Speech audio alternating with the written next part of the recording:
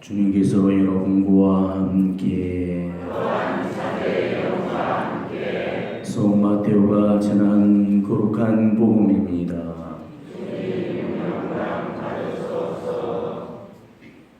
예수님께서는 헤로데 임금 때 유다 베들레헴에서 태어나셨다. 그러자 동방에서 박사들이 예루살렘에 와서 유대인들의 임금으로 태어나신 분이 어디 계십니까? 우리는 동방에서 그분의 비호를 보고 그분께 경배하러 왔습니다 하고 말하였다. 이 말을 듣고 헤로데 임금을 비롯하여 온 예루살렘이 깜짝 놀랐다. 헤로데는 백성의 수석 사제들과 율법학자들을 모두 모아놓고 메시아가 태어날 곳이 어디인지를 물어보았다. 그들이 헤로데에게 말하였다. 유다 베들레헴입니다. 사실 예언자가 이렇게 기록해 놓았습니다. 유다 땅 베들레헴아, 너는 유다의 주요 고을 가운데 결코 가장 작은 고을이 아니다. 너에게서 통치자가 나와 내 백성 이스라엘을 보살피리라. 그때 헤로데는 박사들을 몰래 불러 별이 나타난 시간을 정확히 알아내고서는 그들을 베들레헴으로 보내면서 말하였다. 가서 그 아기에 관하여 잘 알아보시오. 그리고 그 아기를 잡거든 나에게 알려주시오. 나도 가서 경배하겠소. 그들은 임금의 말을 듣고 길을 떠났다. 그러자 동방에서 온 별이 그들을 앞서가다가 아기가 있는 곳 위에 이르러 멈추었다. 그들은 그 별을 보고 더없이 기뻐하였다. 그리고 그 집에 들어가 어머니 마리아와 함께 있는 아기를 보고 땅에 엎드려 경배하였다. 또 보물상자를 열고 아기에게 황금과 유향과 모략을 예물로 드렸다. 그들은 꿈에 헤로데에게 돌아가지 말라는 지시를 받고 다른 길로 자기 고장에 돌아갔다. 주님의 말씀입니다.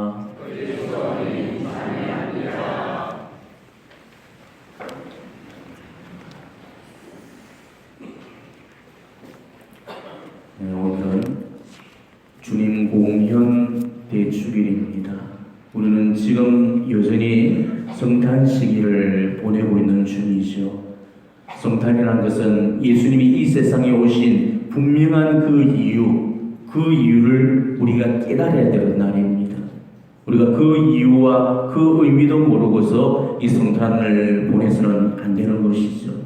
아직도 우리는 성탄이 비록 끝물이지만은 지금도 여전히 성탄의 막바지 시간들을 살고 있습니다.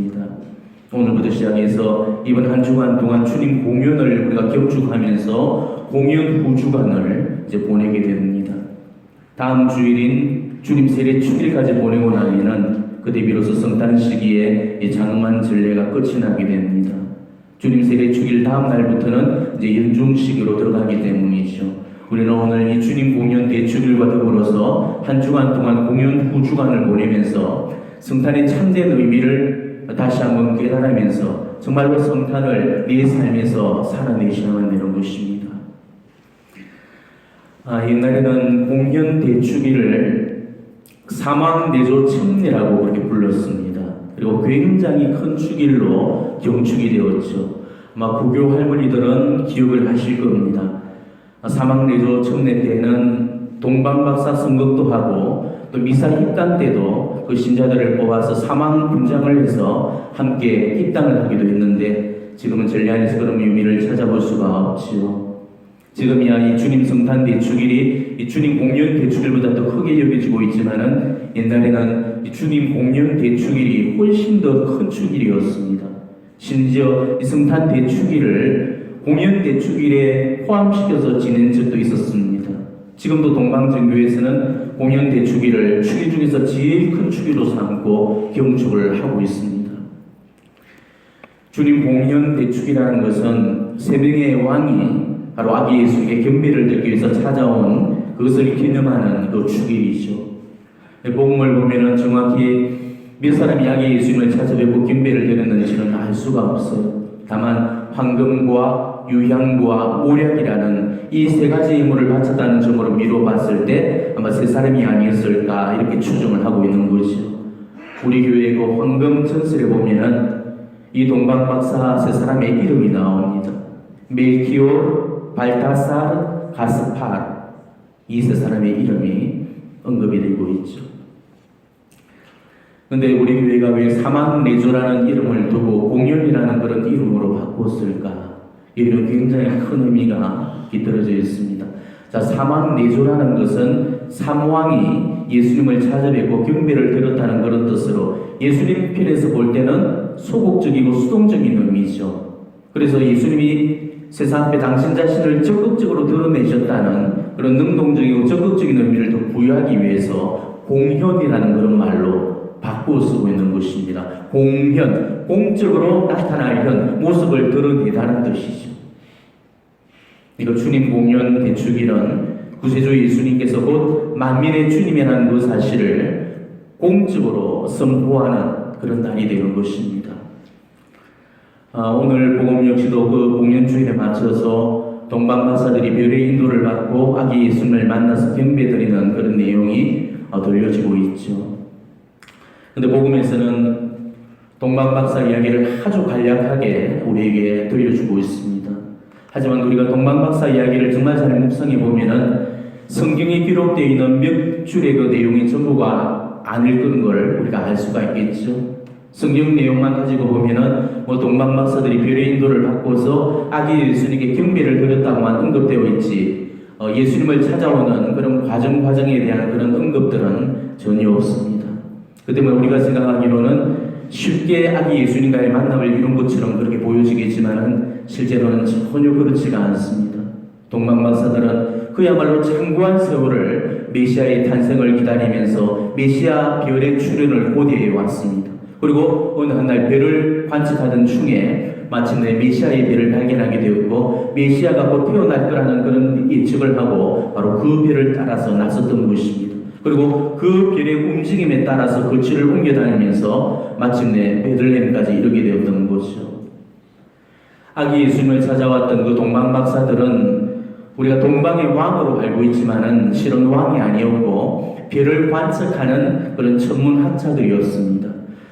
신약 성경의 그 원문을 보게 되면은 동방박사를 읽어서 마고이 혹은 막이라고 이렇게 부르고 있습니다. 이 마고이, 이 막이라는 말은 페르시아의 조라스토교 사제를 일컫는 표현입니다. 그러니까 천문을 관측하면서 별자리를 통해서 나라의 운명을 점치고 정부에 조언을 해주던 그런 관리였죠. 때문에 아기 예수님을 찾아왔던 이 동방박사들은 사제들이면서 동시에 점성가들로서 당대 최고의 그런 지성인들이었습니다. 자, 그렇다면은 당대 최고의 지성들이 왜 구태여 그런 하찮은 별 하나에 자신의 인생 전부를 다 걸었을까?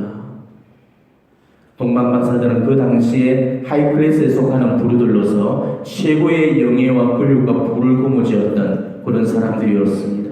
그러니까 자신들이 가지고 있는 권력과 지위만으로도 얼마든지 편하고 수월한 그런 삶을 살 수도 있었고 또 성공이 보장된 그런 화려한 왕궁에서 승승장구 출세가도를 달릴 수도 있었거든요.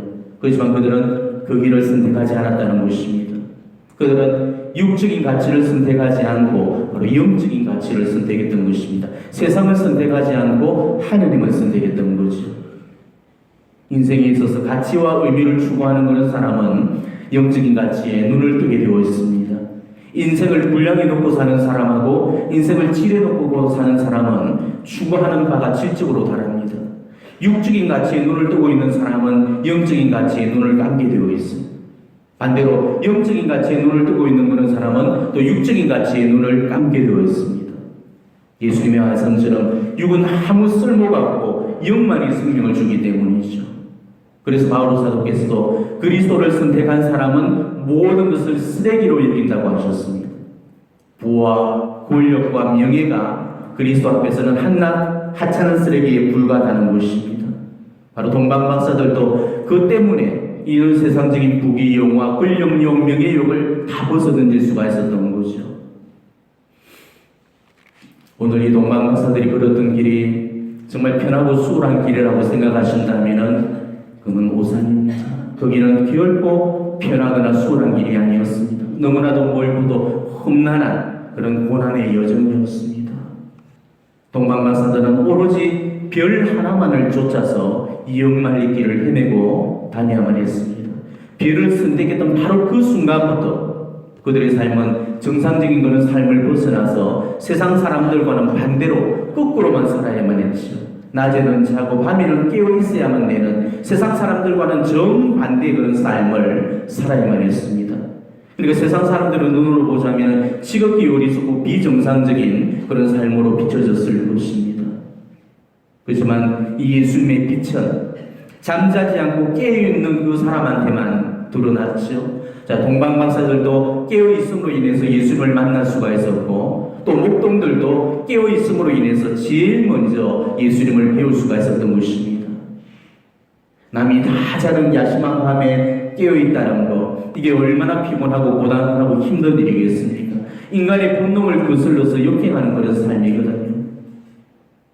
이 동방박사들이 통과했던 이 어두운 밤이 쉬웠을 거라고 생각한다면 그것은 오산입니다. 칠흑같이 어두운 밤 속을 그야말로 한 점 별만 보고 간다는 거, 이거는 너무나도 위험천만한 일일 것입니다.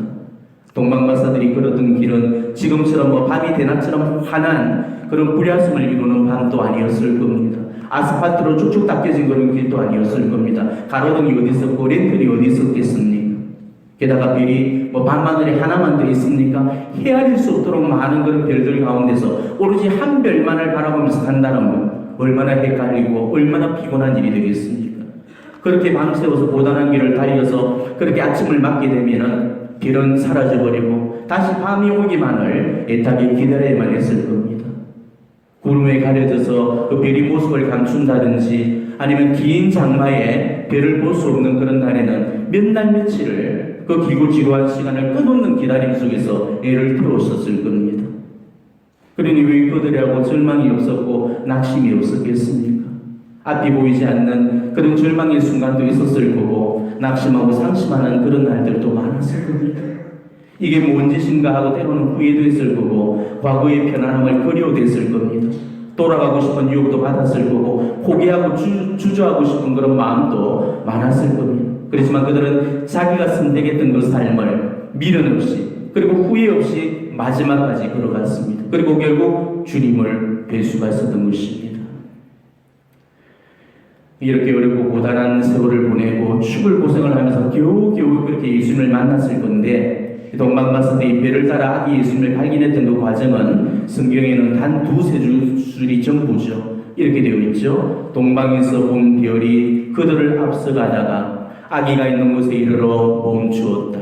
그들은 그 별을 보고 더없이 기뻐하였다. 그리고 그 집에 들어가 어머니 마리아와 함께 있는 아기를 보고 땅에 엎드려 경배하였다. 자, 우리가 읽은 이 몇 구절 속에 얼마나 그런 피곤함과 부담함이 되어 있는가를 우리는 정말 묵상해 보셔야 됩니다.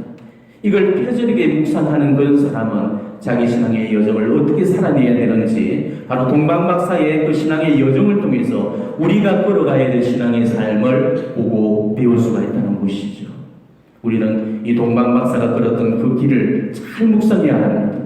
그리고 동방박사가 통과했던 그 밤도 잘 묵상하셔야 됩니다. 그 길이 바로 십자가의 길이었고 바로 그 길이 바로 우리가 통과해야 될 어두운 밤입니다. 어두운 밤을 예수님의 빛 하나만을 바라보면서 걷는 십자가의 길, 이 길이 동방박사들이 걸었던 길이고 이 길이 우리가 걸어야 될 신앙의 여정이라는 것이죠. 우리가 걷는 신앙의 길도 결코 쉬운 길이 아닙니다. 지금 신앙의 길이 쉽다고 생각하는 분은 길을 잘못 가고 있는 것입니다. 신앙의 길은 동방박사들처럼 거꾸로 가야 되는 길입니다. 안락하고 보장된 그런 삶을 버리고 어렵고 위험천만한 길을 가야 됩니다. 낮과 밤을 바꾸어 살아야 되고 세상이 가지 않는 그 길로 가야 됩니다. 넓고 편한 꽃길이 아니고 좁고 험난한 가시밭길을 걸어가야 됩니다. 그렇기 때문에 살면 살수록 어렵고 가면 갈수록 힘듭니다. 왜냐하면 세상이 걷지 않는 그런 반대의 길을 걸어야 되기 때문에 그런 거죠. 우스갯얘기 하나 들려드리겠어요.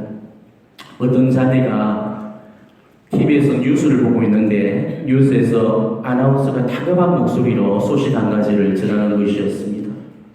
어떤 차량 한 대가 현재 시각 경부고속도로를 역주행하고 있다고 합니다. 운전하시는 분들은 각별히 주의하시기 바랍니다. 이렇게 멘트가 나왔습니다. 그런데 뉴스를 듣자마자 그 자매가 경부 고속도로를 달리고 있을 남편이 걱정이 되어서 다급하게 남편 핸드폰에다가 전화를 걸었죠. 여보 큰일 났어요. 어떤 미친놈이 지금 경부 고속도로를 역중에서 달리고 있대요. 운전 조심하셔야. 근데 수화기를 통해서 남편의 다급한 목소리가 들려왔습니다. 무슨 소리 하는 거야? 한둘이 미친 게 아니라 전부가 다 미쳤다고. 띵 아시겠어요? 역주행하고 있는 사람이 누구였습니까? 남편이었던 거죠. 신앙도 마찬가지라는 것입니다. 신앙도 세상 길을 거슬러 타야 되는 역주행의 길이라는 것입니다. 세상 사람들이 타는 그 방향과는 전혀 다른 역방향을 타야 되기 때문입니다.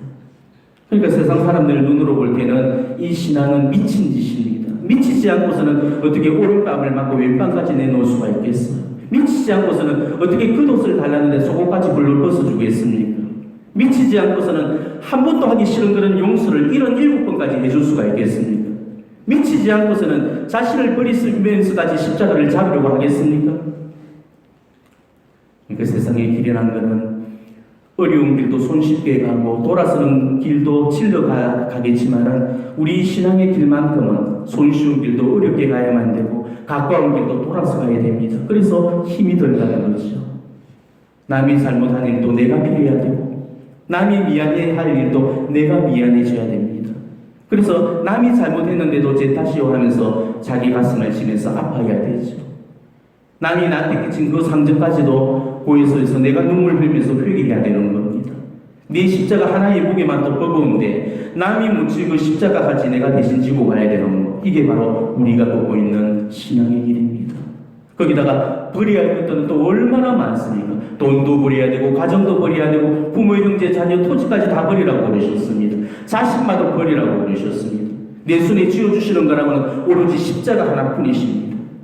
그러니 이게 어떻게 쉬운 길이 되겠습니까? 어려워도 너무나도 어려운 길이 신앙의 길이에요.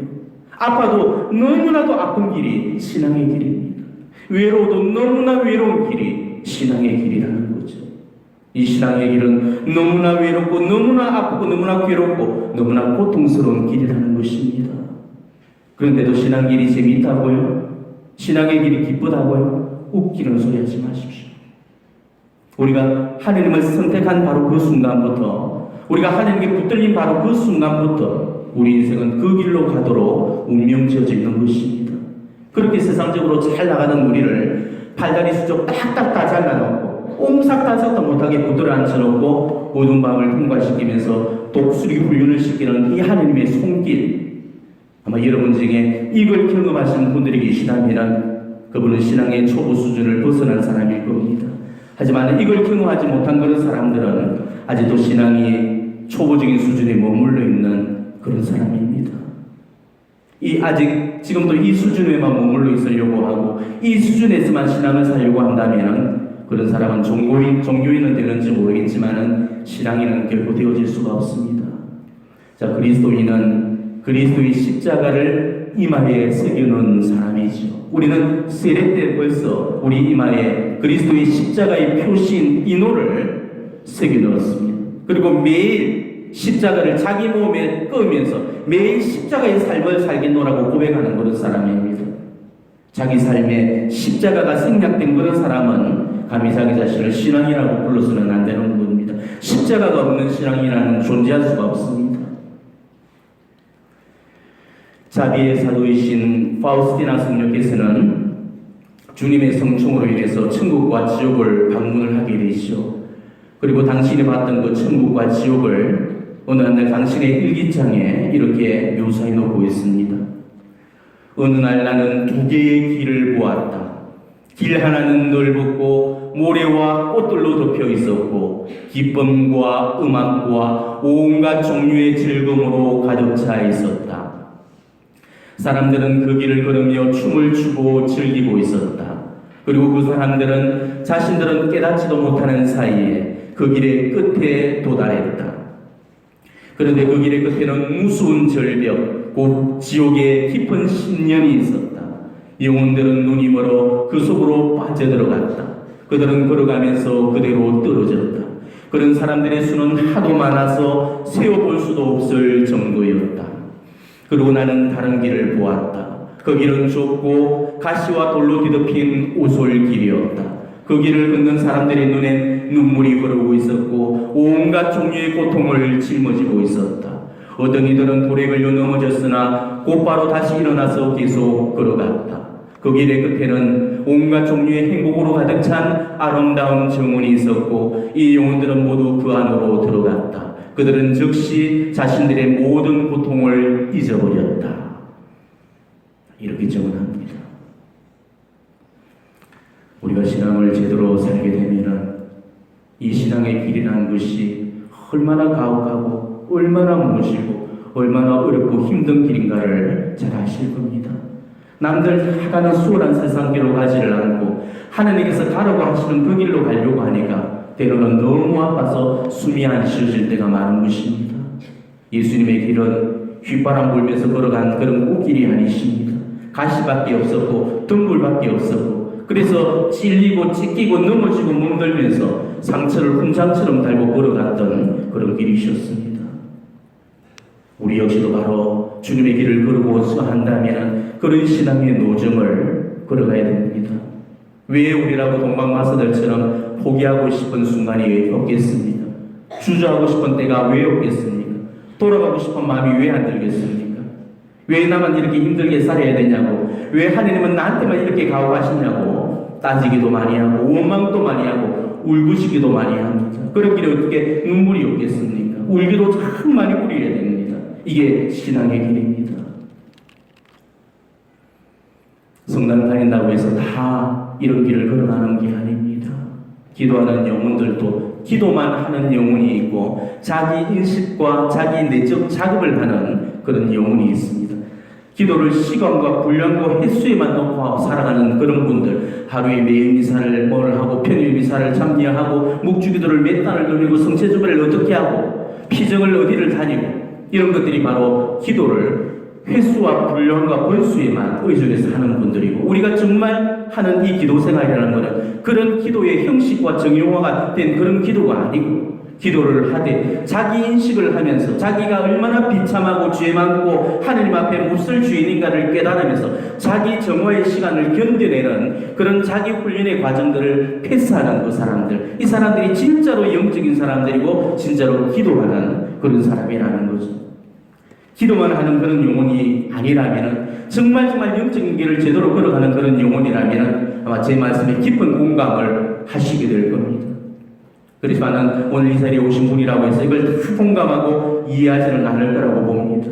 여러분들에게는 정말 그렇게 삶을 고달프게 살고 하나님이 주신 것은 십자가를 부여잡고 힘들게 끙끙거리며 살아가고 있는 그런 분들도 계시겠지만, 삶이 편안하고 무탈하고 별 큰 근심 걱정이 없는 그야말로 배부른 돼지 같은 그런 영혼들도 있습니다. 표현이 조숙하다면 용서하십시오. 하지만 진짜로 그런 사람들이 있어요. 언젠가 어떤 자매가 저한테 성사를 본답시고 저한테 와서 그런 말을 하는 겁니다. 그 자매는 외축으로 보아도 값비싼 외제 승용차를 타고 명품 핸드백을 손에 들고 그야말로 귀태가 철철 넘쳐나고 있었습니다. 그 자매가 저한테 그런 말씀을 하시는 겁니다. 신부님, 저는 하나님의 축복 속에서 살고 있어요. 남편 돈 잘 벌어오지요. 속썩이는 자식들도 하나가 없어요. 하나는 박사 코스 밟고 하나는 의과 레지던트를 하고 있어요. 저는 돈 모아놓을 줄도 잘 모르겠고 특별히 아픈 데도 없고 저는 근심 걱정을 모르고 살고 있어요. 기도를 하면 하나님이 제 기도를 꼭 들어주신 것 같아요. 하나님은 저를 너무 많이 사랑하시는 것 같아요. 호호호호. 제가 그 소리를 듣는 순간에 정말 화딱지가 올라왔습니다. 사람을 봐가면서 영장을 질러야지 지금 어두운 밤을 통과한다고 생고생을 하면서 끙끙거리고 있는 그런 신부한테 찾아와서 저딴 소리를 하니까 속에서 천불이 올라오는 거였습니다. 그런 사람들은요, 죽었다 깨어나도 어두운 밤을 이해할 수가 없습니다. 십자가가 없이 신앙 말씀을 살고 있는 사람들이기 때문에 죽을 때까지 그 사람은 예수님을 만나지 못합니다. 저는 지금까지 그런 사람들을 가끔씩 봐왔습니다. 근데 그런 사람들이 그냥 입 다물고 조용히 자기 신앙만 살면 되는데 홍남의 문제 앞에 입을 대달하는 것이죠. 그런 사람들이 범하기 쉬운 잘못이 뭔지 압니까? 자기한테 십자가가 없으니까 남의 십자가를 이해하지 못한다는 것입니다. 그러다 보니까 어두운 밤을 겪고 있는 그 사람의 사정에 함부로 입을 대고 함부로 토를 달면서 또 다른 상처를 주면서 잔인해지더라는 거죠. 나는 기도하니까 하느님이 이만큼 복을 주시던데 왜 너는 기도를 하는데도 그 모양이냐? 결국은 네가 문제다. 네가 하느님 마음이 안 드니까 하느님이 네 기도 안 들어주시는 거 아니냐? 절대 그렇게 말해서는 안 됩니다. 어두운 밤을 통과하는 그런 사람들이 겪는 그 고통들 앞에 무탈한 삶을 지내는 사람들은 제발 침묵을 지키셔야 됩니다. 그게 그 영혼을 도와주는 겁니다. 내가 충고를 해주지 않더라도 그 영혼은 충분히 고통스럽고 자기 하나만의 그런 무게만도 감당하기 어려운 영혼들입니다. 그런 사람들더러 이러니 저러니 말하는 거, 이런 정말 잔인한 거죠. 정말 어두운 밤이 없는 사람들은 들어놓으십시오.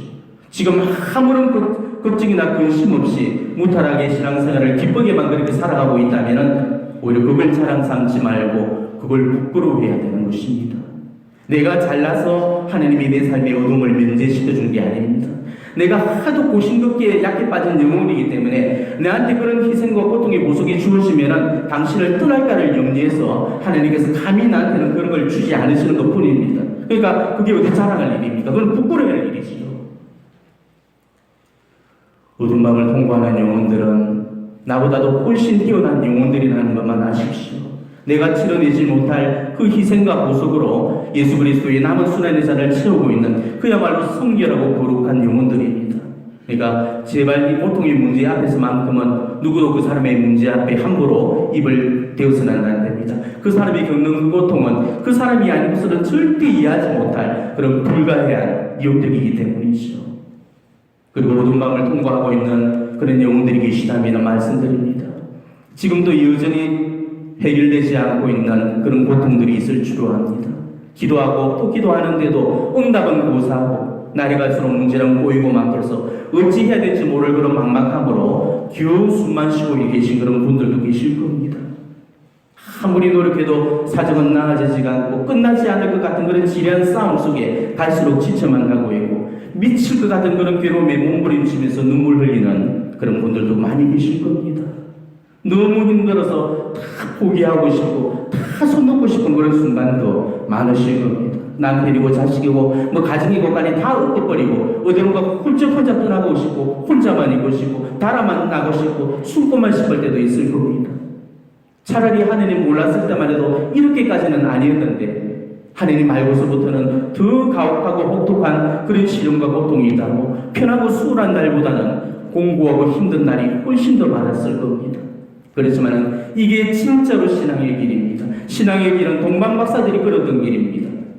동방박사들이 걸었던 그 길을 내 삶 안에서 걷지 못한다면 나는 지금 신앙의 길을 제대로 걷는 게 아닙니다. 동방박사들이 걸었던 그 처절한 어두운 밤을 나도 따라 걸을 때 비로소 신앙의 길을 걸어가는 것입니다.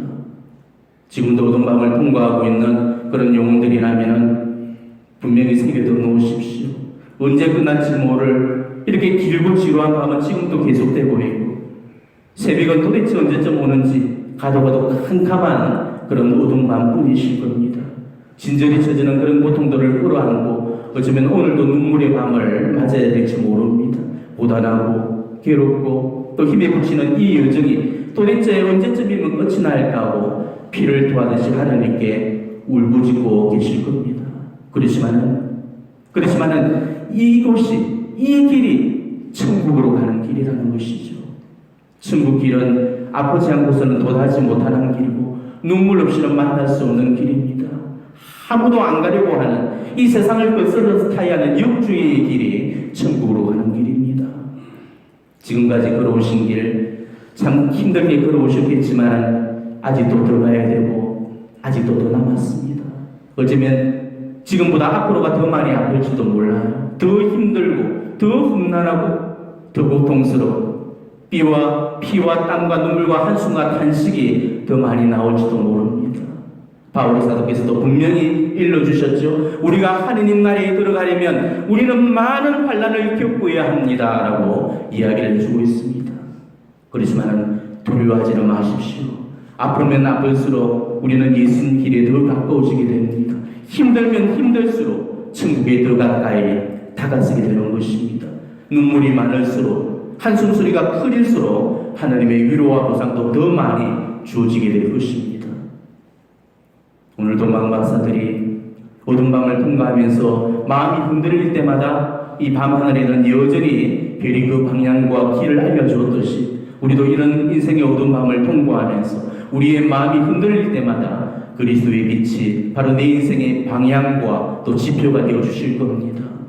유혹에 맞서 싸울 그런 용기도 주실 거고 세상을 이겨나갈 힘도 주실 겁니다. 그리고 언젠가는 보라 내가 세상을 이겼다 하시는 주님의 힘찬 승리의 외침도 들을 수 있으실 겁니다. 동방 박사들이 흔들리는 믿음을 그리스도의 빛만 보면서 견뎌내신 것처럼 우리 역시도 예수님만을 바라보면서 우리에게 주어진 길 보다 더 어렵게 걸어가셨으면 좋겠습니다. 우리 예수님은 박수받고 칭찬받고 환대받는 그런 길이 아니셨습니다. 도전받고 박해받고 반대가 따르고 유혹과 압박이 들어오고 모리와 조소와 모독과 배신 속에서 아무도 알아주지 않는 그런 외로운 길을 걸어가셨습니다. 정말 그분이 어떻게 사셨고 얼마만큼 고통스러운 길을 걸어가셨고 어떻게 죽으셨는가를 우리가 끊임없이 묵상하면서 우리도 그 길을 따라 걸어가야 됩니다. 우리도 내한테 주어진 이 어두운 밤을 정말 끝까지 마지막까지 잘 통과하고 나면 동방박사들처럼 비로소 거기서 예수님이 나를 기다리고 계실 겁니다. 바로 그럴 때 우리도 동방박사들처럼 비로소 우리 삶의 성탄을 완성시킬 수가 있을 겁니다. 저 높은 곳만을 바라보면서 그렇게 인생길을 걸어갔던 그 동방박사들처럼 아무리 힘들고 어렵고 괴롭고 답답하고 억울하고 속상한 일이 있다 할지라도 바로 우리는 저 높은 곳만을 바라보면서 신앙의 길을 걸어갈 것을 결심하면서 우리의 고단한 삶을 잘 봉헌해 나가는 그런 여러분이 되시기를 진심으로 축원합니다. 아멘.